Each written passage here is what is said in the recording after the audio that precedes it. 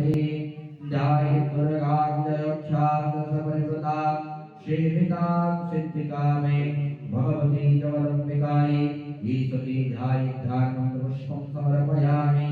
हरि ओं शिवोवाच शृणु देवी प्रवक्ष्यामि कुञ्जिकास्तोत्रोत्तमं येन मन्त्रप्रभावेन चण्डीजापः शुभो भवेत्। न कवचं न कलस्तोत्रं कीलकं न रहस्यकं न सूक्तं न विधानं च न न्यासो न च वर्जनं कुञ्जिकापाठमन्त्रेण दुर्गापाठफलं लभेत्। अतिगुह्यतरं देवी देवानापि दुर्लभं गोपनीयं प्रयत्नेन स्वयोनिरिव पार्वतीः मारणं मोहनं वश्यं स्तम्भनोच्चाटनादिकं पाठमन्त्रेण सिद्ध्यते। कुञ्जिकास्तोत्रोत्तमम् ॐ अथ मन्त्रम् ॐ ऐं ह्रीं क्लीं चामुण्डाय विद्ये ॐ